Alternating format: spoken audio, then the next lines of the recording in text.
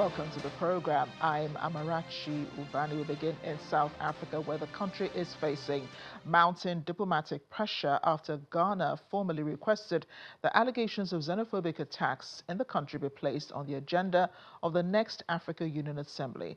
The move has received the backing of ECOWAS member states, signaling growing concern across West Africa over the treatment of foreign nationals in South Africa. It also places Pretoria's foreign policy and its long-standing commitment to African unity under renewed scrutiny, raising important questions about regional cooperation, migration, and the future of relations between SADC and ECOWAS. South Africa has long positioned itself as a leader on the African continent through SADC and the AU, but incidents of xenophobic violence have somehow strained those relations, with Ghana taking South Africa to the AU over alleged attacks on foreigners. International relations expert Thembisa Fagude says Ghana is blowing things out of proportion. Ghana is further amplifying a storm in a teacup. I don't think there's a need to further exaggerate what happened, what's going on in South Africa in terms of the so-called Afrophobia, xenophobia. These are very isolated incidences, very minimal injury, including deaths, and injury, including also destruction to property. I think Ghana is just trying to blow everything out of proportion and hiding behind these events as if these events occurred out of the blue. It is because of the failure of these despots and African governments that refuse to cater for their people, pushing their people not only to south-south migration, but also crossing the dangerous waters into the Mediterranean seeking better life. Since the June 30th deadline set by vigilante groups in the country, more than 160,000 foreign nationals have fled South Africa. Despite growing concerns from other countries, the South African government continues to call for peace and its citizens to honor their international obligations. President Ramaphosa has undertaken to send envoys to various countries in Africa to explain the position. But of course, it's a bit too late in the day because it's their fault in the first place. They should have ensured that the borders were protected and there was a legal flow of immigrants and those that are seeking opportunity in this country since 1994. But the situation has since deteriorated, and South Africa is trying to sort it out now. So there's nothing much that they can do except continuing to maintain the rule of law, making sure that they protect those that are in this country legally or illegally. The government now faces the challenge of enforcing the law without breaking the bonds that holds the continent together. From Johannesburg, South Africa, Innocent Samosa, Channels Television News.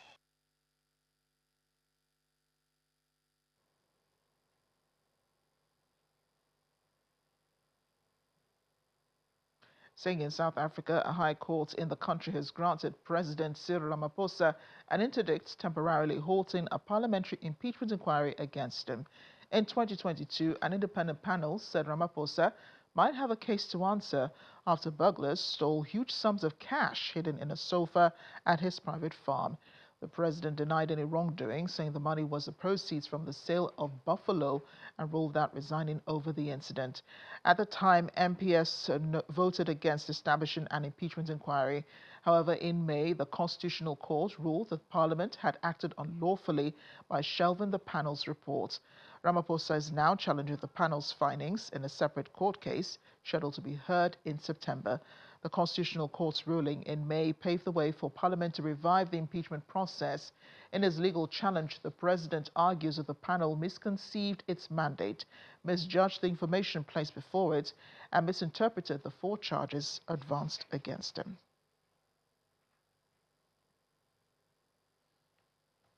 We're still in the country, where a Nigerian identified as Chika Ibe has been allegedly killed in South Africa by members of the South African Police Service at Parksig Villas complex in Belleville, Cape Town. A statement by the Nigerian Citizens Association South Africa says the indigene of Abia State reportedly died after being subjected to severe beating, torture, inhumane treatment, and alleged suffocation during a police operation. NICASA President Reverend Frank Onyekwelu described the allegation as deeply disturbing and, if confirmed, constitute gross violation of human rights and the rule of law. He called on the Independent Police Investigative Directorate and the leadership of the SAPS to immediately institute an independent, transparent, and comprehensive investigation into the incident. Nikasa says it will work closely with the Nigerian diplomatic missions and the government of the Federal Republic of Nigeria to ensure that the matter is pursued vigorously until justice is served. I have joining me now President of the Nigerian Citizens in South Africa, Frank Onyekwelu. He joins me from Johannesburg. Reverend Frank, thank you for joining us on the program at this time. Thank you so much, and greetings to you and to all the viewers. Good evening, and I hope all of you are well over there. We are indeed, and our deepest condolences to the Nigerian community mourning the loss of this young man we're about to discuss. How did you find out about the incident? It's an unfortunate one yet again. I think that this happened yesterday in the afternoon. I received a call from the Western Cape provincial leadership. Now, NECASA is spread across all the provinces of South Africa. So in Western Cape, I have a team of leadership working on ground. And yesterday they called me to notify me about the situation currently going on, that a Nigerian is being held inside his place by some group of members of the South African Police Department.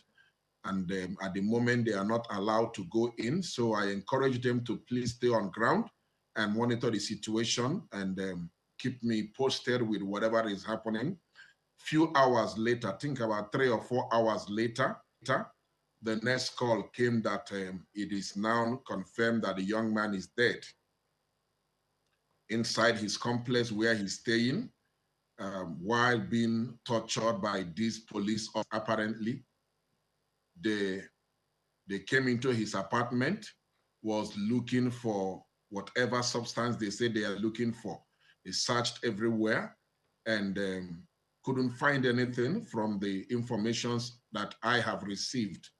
And they handcuffed him behind his back and started dragging him around. And some of these incidents, when they torture people, they put you in a very inhuman state or position. You struggle to breathe, you struggle to talk. Sometimes they cover your face with a plastic or a waterproof and then spray tear gas inside it. And that is an attempted murder or suffocation. And so they don't know who is healthy or who is not healthy.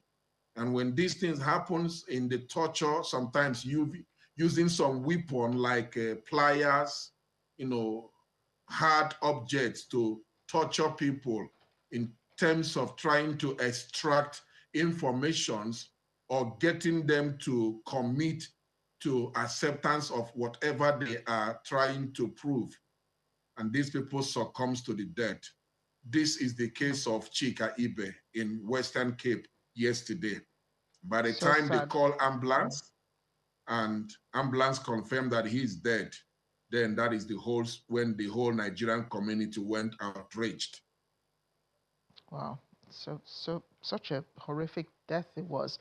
The statement that you circulated in the media says NICASA promises to work with the Nigerian diplomatic communities and with the Nigerian government. So I suppose you've brought this to the attention of the acting High Commissioner of Nigeria to South Africa, Ambassador Temitope Ajayi. Yes, as we speak, our both missions, the Consul General of Nigeria in Johannesburg and the Acting High Commissioner, Ambassador Temitope Ajayi, they've received a formal report of the incident, and then we are waiting to know the next step as they will direct, knowing that they deal with the diplomatic matters. Could you tell us a bit more about the young man who was allegedly killed by the police? What was his occupation before his demise, and was he legally in South Africa? Okay, I can confirm at the moment that he's from Lobuku in Umunnochi, Abia State. He's a Nigerian citizen. I have spoken to his brother, of which is next of kin in Western Cape. And at the moment, I've requested for a copy of his passport and permit in order to confirm, ascertain his legal status. At the moment, I've not received that data yet, but it will be on its way to me either before the close of today or latest tomorrow. I was also informed that he's a businessman, hustling like every other person, attending to his business and shop. He just came back from Nigeria this January after burying his father. And I understand that his mother, one of his in-law is also passed on and is currently at the mortuary. He's been trying to maybe raise some money from his business before all these protests of March and March started. And that is, how the information I have so far. In terms of his residency, I'm still waiting to get his passport so I can also confirm. But from what I have been informed already by my leaders, they are working with the family to get his documents from the house. Remember, police ransacked his place, so things are still out of place. We don't know the whereabouts of his passport at the moment. I also suppose you brought this to the attention of the police, even though this was a special police that, raided his home. You have brought this also to the attention of the South African government. Have they reacted to his death at all? We've not received any reaction yet from them. However, as of yesterday, the police independent watchdog has been informed, and we are hoping that a case of murder or attempted murder or inquiry will be opened. So we are still waiting. The official report has gone to police department and their units, and we wait to hear from their spokesperson or the response from the IPD department. Ms. Reverend Frank Onyekolu, thank you so much for bringing this to our attention and for speaking with us on Network Africa. Our condolences again with Chika Ibe's family at this time. Thank you so much. Please, may I plead that our government step up in addressing this matter. May it not just be left in the hands of the missions here, our parliament, our Senate. There has been so many killings of Nigerians in South Africa. We have quite a list of number of court cases that were opened, but because our government have not really stepped up to ask questions from their own side to South African government, these cases, sometimes you go to court, it's just been postponement upon postponement. It is too much. Our lives matters. Nigerian lives matters. May our government, our parliament, our Senate, please discuss and deliberate on this. If possible, send a team to engage with South African government and parliament so that they can issue a strong warning to their law enforcement officers. The brutality, the harassment, the hate is too much. We don't know who it will be tomorrow. We just don't want to be statistics every day and out. Thank you so much. Thank you again, Reverend Onyekolu. I'm sure that the government has heard your cry. Thanks again. We're in the Democratic Republic of Congo, where health workers are warning that mass displacement and limited access to health care continue to fuel the spread of the Budibugyo strain of Ebola as cases surpass 2,500. They say insecurity is forcing medical teams to suspend operations, making it increasingly difficult to reach patients and trace contacts. Local activists have also criticized the coordination of the response, saying weaknesses have allowed the outbreak to spread beyond Ituri province. Meanwhile, the Democratic Republic of Congo's Prime Minister Judith Suminwa has visited the northeastern city of Bunia to assess the situation and reassure residents of the government's commitment to containing the outbreak. The outbreak, which began in May this year in the DRC and in Congo, the DRC, involves the Budibugyo strain, for which there is no approved vaccine or specific treatment. Uganda, however, has reported no new cases since June.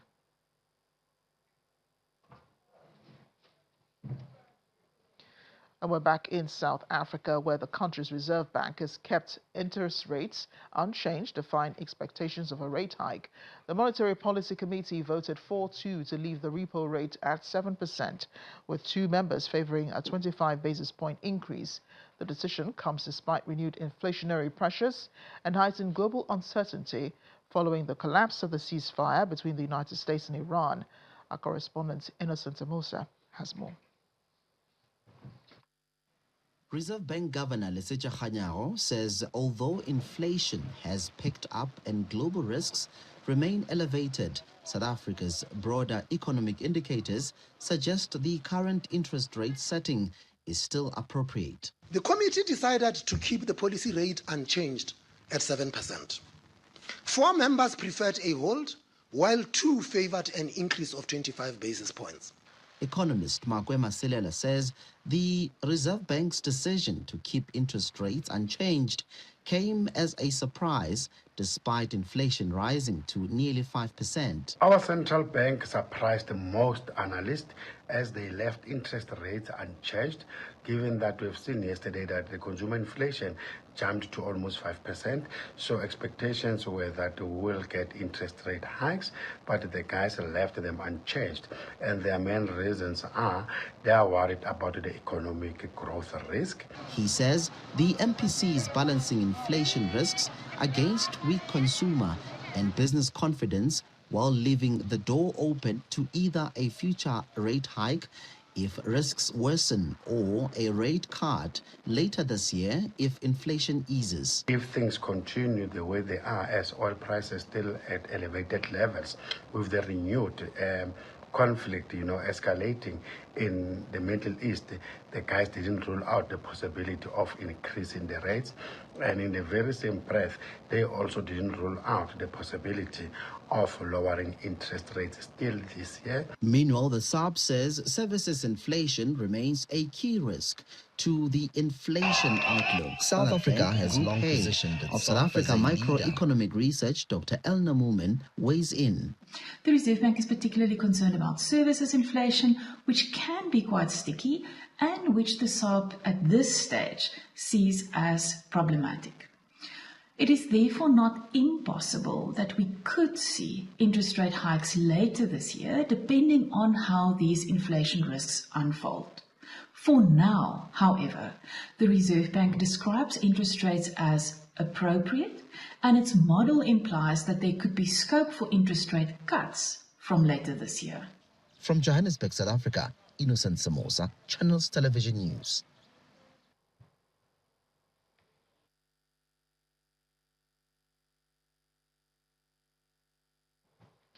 The Malian government has rejected reports of United States involvement in the fight against the jihadist group GNIM, describing the claims as false. Addressing a news conference in Bamako, Foreign Minister Abdoulaye Diop said Mali learned of the reported plans for possible U.S. military action only through media reports. A Washington Post report earlier this week, citing current and former U.S. officials, said the administration is weighing possible action against GNIM, al-Qaeda's affiliate in Mali. GNIM is an Islamist armed group linked to al-Qaeda that operates mainly in Mali, Burkina Faso and Niger, as well as other parts of West Africa.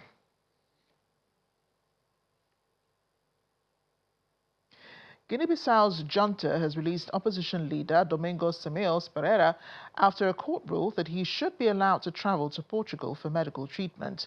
The former prime minister was arrested for a second time earlier this month on charges of financing and providing logistical support for an alleged coup attempt in October. Mr. Pereira was among several senior politicians detained after the military seized power in November of 2025, replacing President Umaro Sissoco Embalo just days after presidential and legislative elections. The junta said it intervened to prevent bloodshed between supporters of rival candidates and announced it would govern the country for 1 year.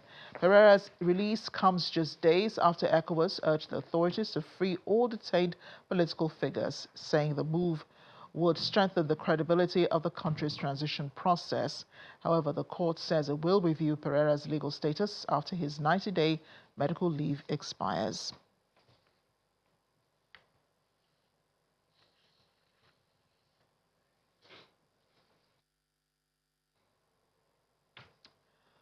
Wildfires have torn through a forest in Tunisia's northern Bizerte governorate, scorching one of the area's best-known natural landscapes and forcing residents to flee. Authorities say the blaze broke out between Raf and Sidi Al El Meki in the Gar El Mer delegation. Tunisia State News Agency reports the civil protection teams extinguished the blaze at dawn after more than 16 hours of continuous firefighting. However, monitoring operations continue due to high temperatures and strong winds, with crews remaining on alert for any flare-ups. Meanwhile, no deaths have been reported. Tunisia has been gripped by a record heat wave in recent days, with fires breaking out in several areas and repeated disruptions to water and electricity supplies.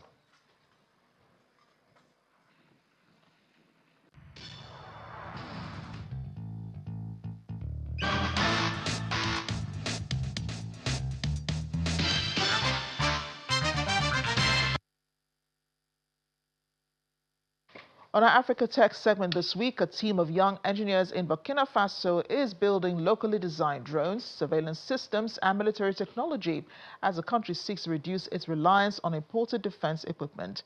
Founded in 2021, Nanotech develops defense technology tailored for the Sahel, where extreme heat, dust, and seasonal rains can quickly damage imported systems.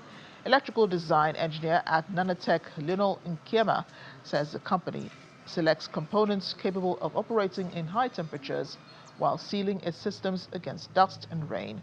One of the company's flagship projects is Nimmer, a solar-powered mobile surveillance platform equipped with artificial intelligence. The company says it can identify people, vehicles, and airborne objects over distances ranging from 1 to several kilometers. According to the company, it's trained more than 500 members of Burkina Faso's defense and security forces in drone operation, maintenance, and data processing. The initiative comes as Burkina Faso expands domestic defense production while battling jihadist insurgencies that have killed thousands of people and displaced more than 2 million others.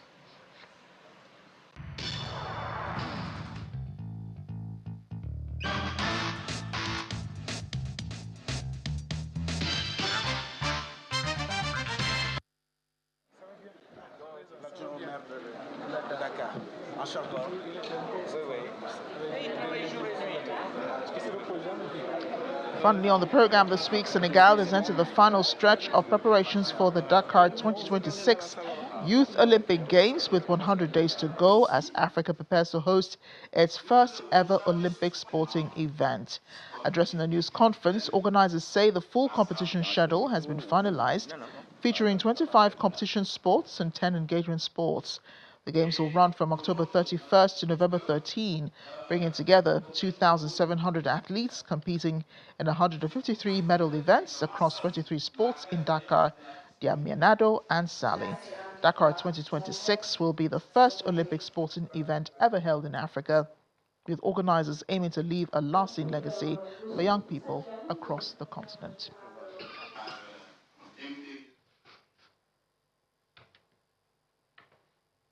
And as we end the program, here's our fun fact for the day and our last for the week. Comoros is the world's leading producer of Liang Liang essential oil, extracted from fragrant topical flowers, widely used in luxury perfumes and high-end cosmetics worldwide. Despite its small size, the Indian Ocean island nation supplies much of the world's Liang Liang oil, an important ingredient in iconic fragrances, including, and this will surprise you, Chanel No. 5. Take a sniff and you'll understand why. Thanks for watching Network Africa. I am Amarachi Ubani.